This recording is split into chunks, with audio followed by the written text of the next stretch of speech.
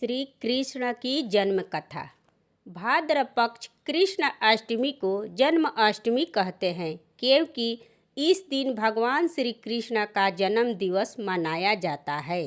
इस तिथि को घनघोर आधी रात को रोहिणी नक्षत्र में मथुरा के कारागार में वासुदेव की पत्नी देवकी के गर्भ से भगवान श्री कृष्ण ने जन्म लिए थे।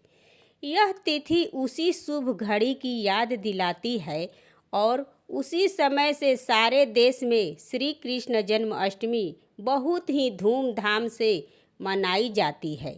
और जन्माष्टमी के दिन भगवान श्री कृष्ण की कथा सुनी भी जाती है और सुनाई जाती है।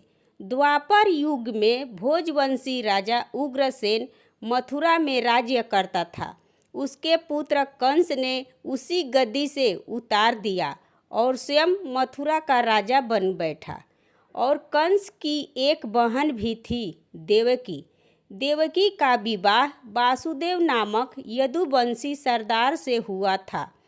जब कंस ने अपनी बहन देवकी को उसी ससुराल पहुंचाने जा रहे थे, तब रास्ते में ही आकाशवाणी हुई, हे कंस, जिस देवकी को तू बड़े प्रेम से ले जा रहा है उसी में तेरा काल बसता है और गर्भ से पैदा हुआ 8वां बालक तेरा वध करेगा।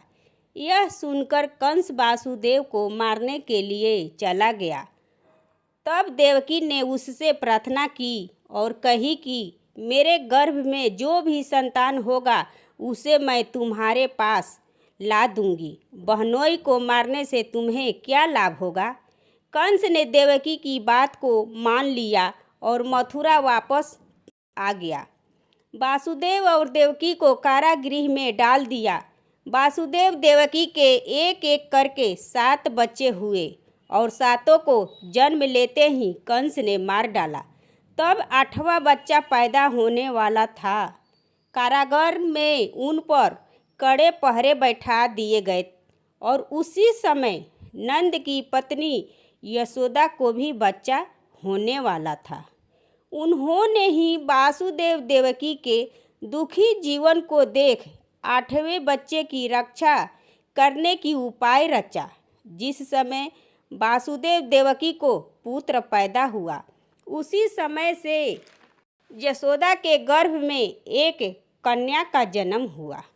जिस कोठरी में देवकी वासुदेव कैद थे, उसमें अचानक से प्रकाश हुआ और उसके सामने शंख चक्र गदा धारण किए चतुर्भुज भगवान प्रकट हुए और दोनों ने भगवान के चरणों में गिर पड़े। तब भगवान ने उनसे कहा कि मैं पुनः नवजात शिशु का रूप धारण कर लेता हूँ। तुम मुझे इसी समय अपने मित्र नंद जी के घर वृंदावन में भेज दो और उनके यहाँ जो कन्या जन्मी है उसे लाकर कंस के हवाले कर दो। इस समय तो वातावरण अनुकूल नहीं है, फिर भी तुम चिंता मत करो। जागते हुए पहरेदार सो जाएंगे और कारागृह के फाटक अपने आप खुल जाएगा और अथाह जमुना तुमको उस पार जाने की रास्ता दे देगी।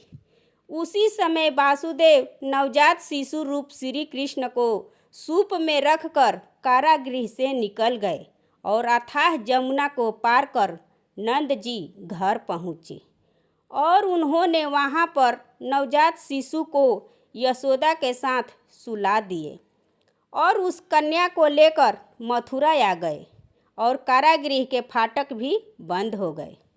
अब कंस को सूचना मिली कि वासुदेव देवकी को बच्चा पैदा हुआ है। उसने बंदी गृह में जाकर देवकी के हाथ से नवजात कन्या को छीनकर पृथ्वी पर पटक रहा था। तब वह कन्या आकाश में उड़ गई और बोली कि अरे मूर्ख, मुझे मारने से क्या होगा। तुझे तो मारने वाले वृंदावन में जा पहुंचा है। वह जल्दी ही तुझे तेरे पापों को दंड देगा। यह है श्री कृष्ण जन्म की कथा की कहानी।